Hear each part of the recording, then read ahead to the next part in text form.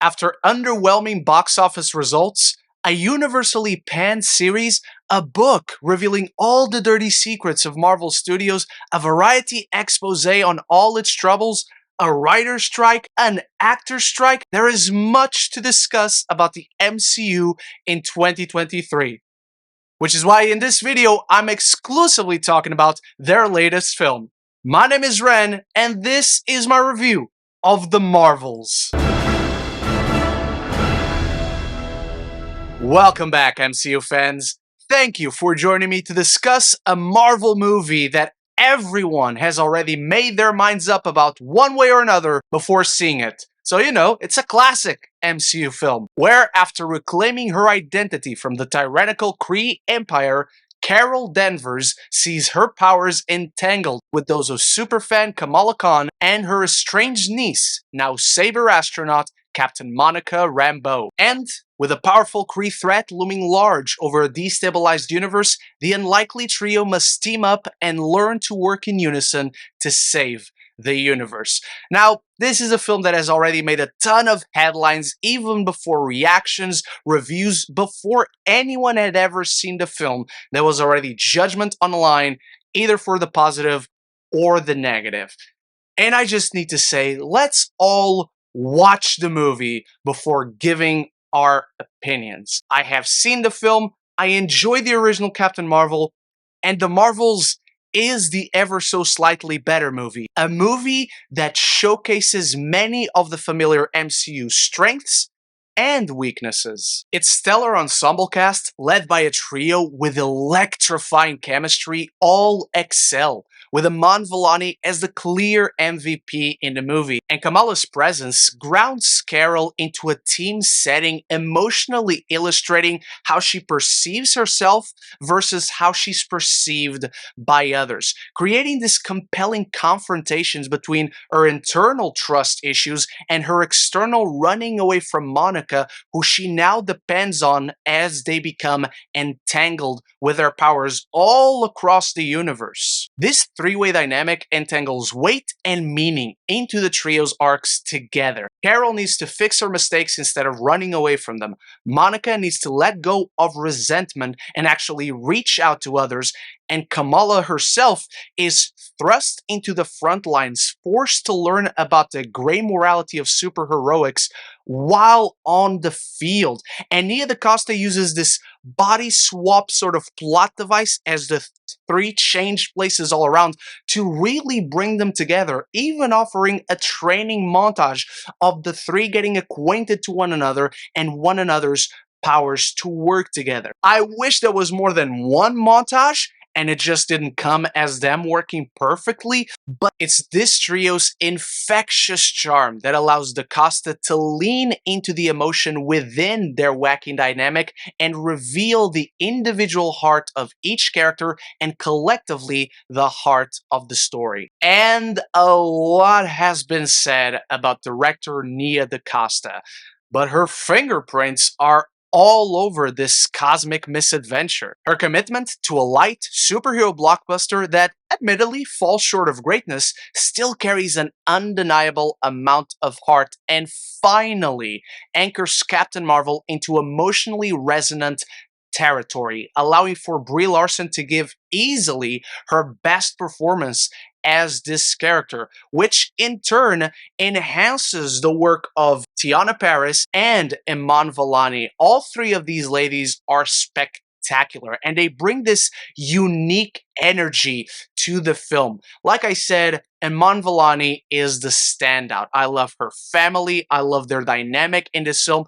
I love her presence, filled with glee and wonder, being a part of all this, teaming up with her favorite superhero, and how they continue the storyline from Miss Marvel, the show, coming into this film and explore more of the mythos of the Bangles. Teyonah Parris as well is fantastic. She is the living embodiment of Carol's guilt that she carries in this film, which we will talk about a little bit more later in this video. The Costa also proves she can certainly direct action, swooping the camera dynamically through her set pieces while keeping everything in the frame clear, even if the editing can sometimes undermine the enjoyment and impressiveness of the stunts on screen. They're all around memorable and creative action set pieces, big or small, combined with impressive visual effects. I just love when these Marvel movies go wacky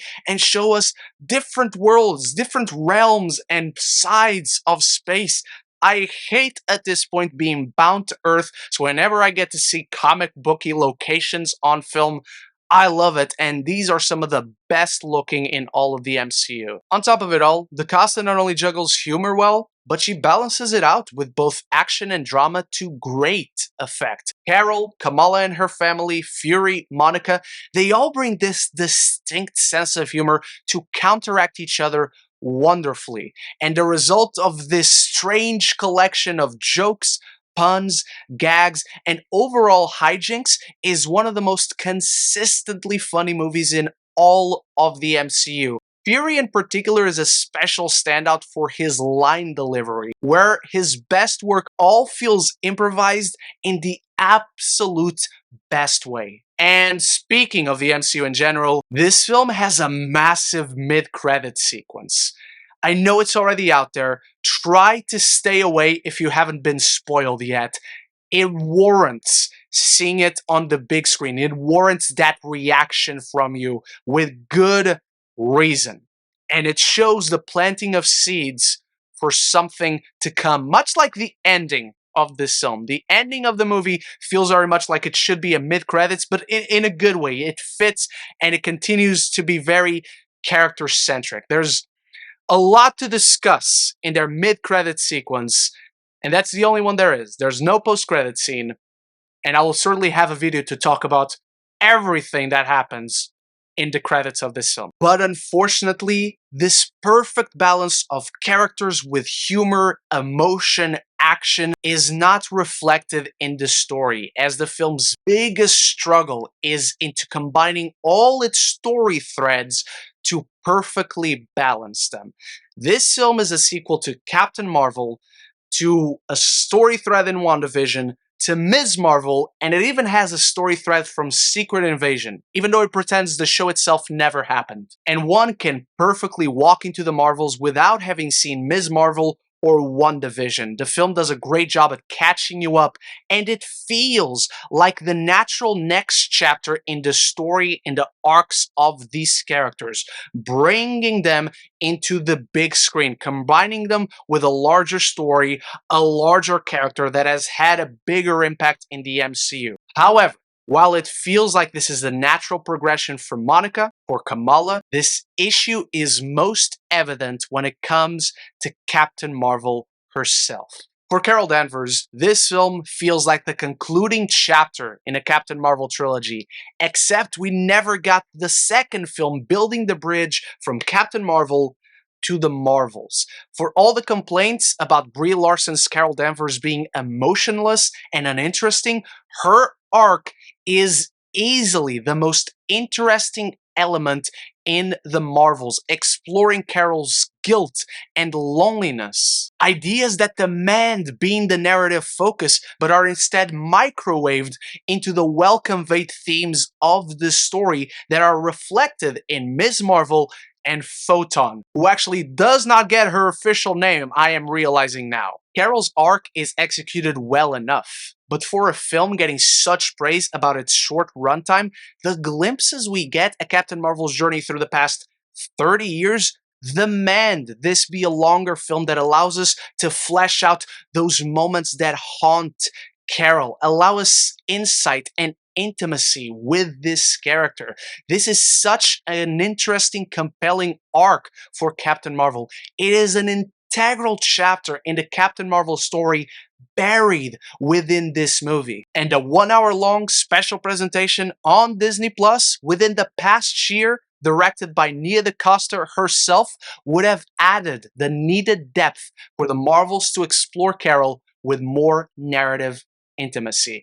And the narrative is also something that can't quite find that balance for a while. It is just bringing too much into the table. And because there's so much missing in Carol's story, it's all that clear when the film has to do catch-up work. And it's mostly with its main character, sadly. Those issues still don't take away from how much of a good time this movie is. I think it's an improvement on the first film. I think it's a natural progression for most of its characters.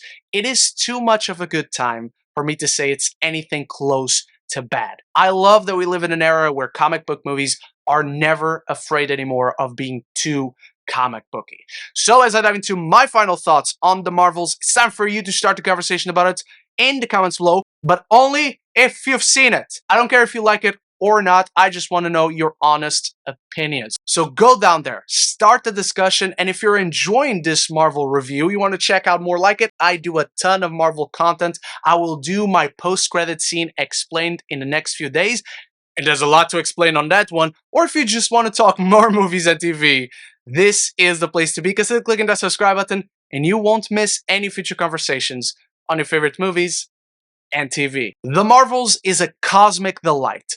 At points, jumbled with so much to unpack, it can feel overstuffed. But thanks to the chemistry, charm, and compelling work of Carol, Monica, and Kamala Khan, it truly comes together. Satisfying arcs meet energized action set pieces and screwball switcheroo antics.